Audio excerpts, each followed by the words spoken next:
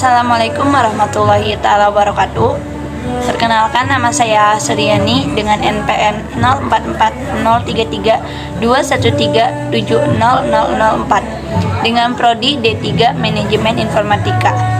Di sini saya akan memenuhi tugas ujian tengah semester mata kuliah Sistem Operasi. Audio Jungle. Sistem operasi. Sistem operasi adalah perangkat lunak sistem yang mengatur sumber daya dari perangkat keras atau hardware ke perangkat lunak atau biasa kita kenal dengan software, serta sebagai jurik atau daemon untuk program komputer. Tanpa adanya sistem operasi, pengguna tidak dapat menjalankan program aplikasi pada komputer, kecuali program tersebut adalah program booting. Sistem operasi mempunyai penjadwalan yang sistematis mencakup perhitungan penggunaan memori, pemrosesan data, penyimpanan data, dan sumber daya lainnya. Nah, dari pengertian yang tadi dapat disimpulkan bahwa sistem operasi sebenarnya adalah penghubung antara perangkat keras atau hardware dengan perangkat lunak atau software. Nah, saat komputer pertama kali dinyalakan, maka biasanya kita tahu kalau yang sedang berjalan adalah sistem operasi, dan kemudian setelah komputer menyala, barulah program aplikasi dapat dijalankan. Contoh-contoh dari sistem operasi. Yang pertama ada MS-DOS atau Disk Operating System. MS-DOS merupakan sistem operasi komputer yang paling lama. Nah, tampilannya itu berbeda dengan sistem operasi pada umumnya pada saat ini. Nah, tapi cara penggunaannya itu kita hanya memberikan instruksi pada sistem operasi DOS dengan cara mengetikkan menggunakan alat inputan yaitu keyboard. Yang kedua ada operasi sistem Windows. Nah, operasi sistem Windows ini menjadi operasi sistem yang paling banyak digunakan di seluruh dunia. Tidak hanya itu, Windows juga mudah ditemui dalam berbagai komputer atau laptop di berbagai tempat. Kelebihan utama dari sistem operasi Windows ini adalah cara menjalankan dan instalasinya itu begitu mudah, dan terutama di operasi sistem Windows ini sangat rentan terkena virus. Nah, yang ketiga ada Linux, yaitu Linux salah satu sistem operasi yang sama dengan Windows yang sering digunakan juga, walau jumlahnya tidak sebanyak operasi Windows. Linux memungkinkan penggunanya untuk melakukan modifikasi untuk meningkatkan kinerja sistemnya. Kelebihan utama dari sistem operasi Linux adalah bisa memodifikasi sesuai kebutuhan, tetapi hal ini hanya bisa dilakukan oleh beberapa orang yang paham akan teknologi. Untuk kelemahannya, di sistem operasi Linux ini, instalasinya lebih sulit dibandingkan dengan Windows.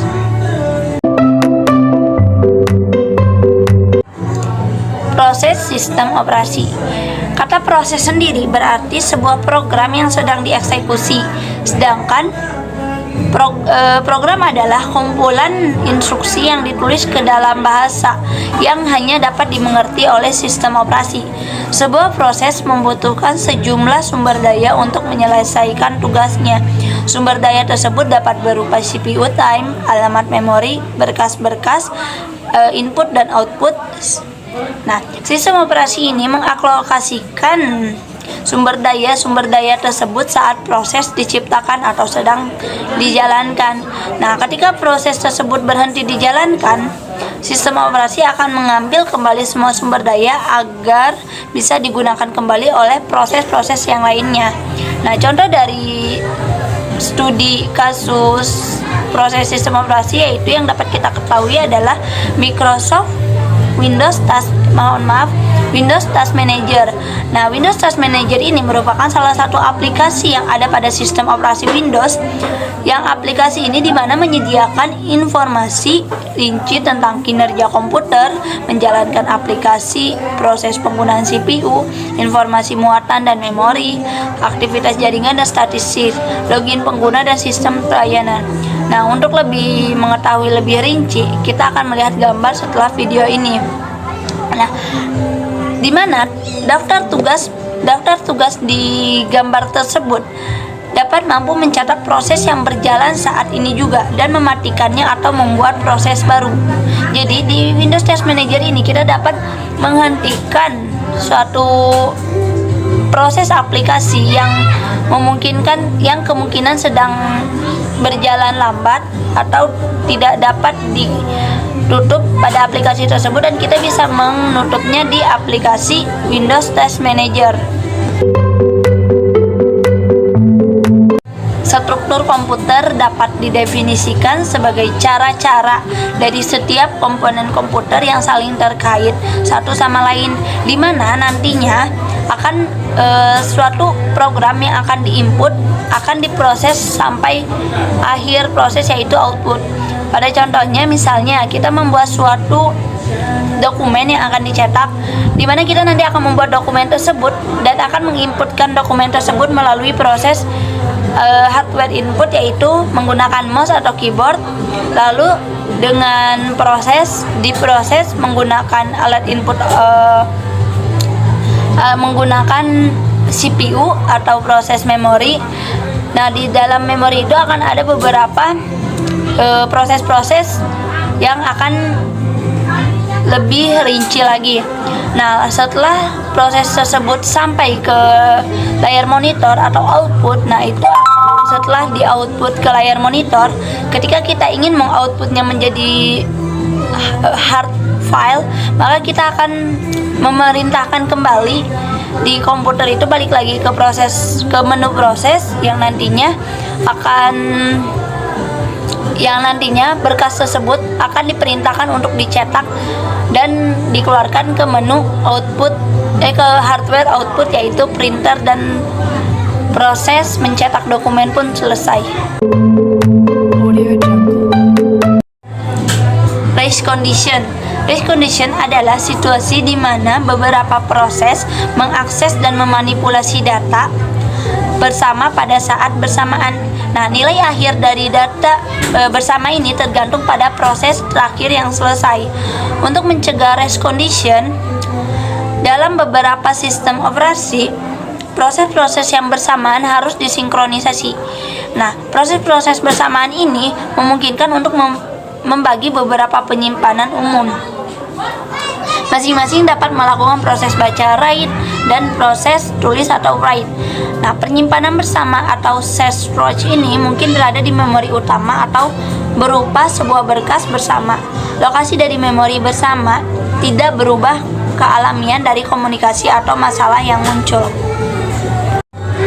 Contoh kasus dari race condition ini adalah ketika kita ingin mencetak suatu dokumen, maka sebuah prinsipal ya, ketika sebuah proses ingin mencetak sebuah berkas atau dokumen, proses tersebut akan memasukkan nama berkas ke dalam sebuah spoiler directory yang khusus, dan di mana nantinya proses yang lainnya, yaitu proses daemon, secara periodik memeriksa untuk mengetahui jika ada banyak berkas yang akan dicetak, dan jika ada berkas yang sudah dicetak dihilangkan nama berkas dari direktori.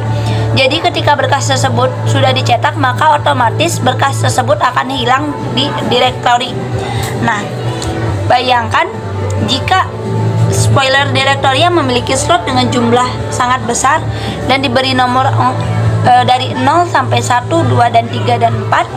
Nah, dari masing-masing berkas tersebut dapat memuat sebuah nama berkas. Juga bayangkan bahwa ada dua variabel bersama. Out menunjukkan berkas berikutnya untuk dicetak, dan in menunjukkan slot kosong di direktori. Nah, dua variabel tersebut dapat memahami sebuah word bekas yang untuk semua proses. Dengan segera, slot 0, 1, 2, 3, 0 berkas telah selesai dicetak, dan slot 4, 5, dan 6 sedang berisi nama berkas yang antri untuk dicetak. Lebih atau kurang secara bersamaan, kedua proses yang tadi memutuskan untuk antri dan sebuah berkas untuk dicetak. Jadi dibagi dua, yang pertama untuk antri, yang keduanya untuk dicetak. Virtual memory. Virtual memory merupakan teknik yang digunakan untuk memisahkan antara memori fisik dan memori logisnya. Memori logis adalah kumpulan halaman yang di dalam sebuah program tanpa adanya virtual memory, memori logis akan langsung dibawa menuju ke memori fisiknya atau memori utama. Disinilah memori virtual ini kemudian memisahkan dengan cara meletakkan memori logis ke bagian secondary storage atau disk sekunder. Contohnya pada operasi sistem Linux ada penyimpanan swap, partisi swap. Lalu di sana Anda akan menemukan virtual memory yang bernama swap ini. Memori virtual tersebut selanjutnya akan digunakan oleh sistem operasi Linux pada saat komputer menjalankan program yang memiliki kapasitas melebihi dari memori yang tersedia. Dengan adanya virtual memory ini, maka pekerjaan seseorang, apalagi seorang programmer, akan menjadi lebih mudah pada saat kapasitas data dan juga programnya melebihi dari kapasitas yang utama. Jadi program yang kapasitasnya melebihi dari memori ini akan menggunakan memori virtual memory ini. Nah, sebuah multi-programming juga bisa menerapkan teknik ini. Hal ini membuat multi-programming tersebut menjadi lebih efisien. Jadi, untuk tugas virtual memory ini akan memudahkan beberapa programmer menjadi pekerjaannya akan menjadi lebih efisien. Mohon maaf bila ada kesalahan. Sekian dari saya. Wabillahi taufik wal hidayah. Wassalamualaikum warahmatullahi wabarakatuh.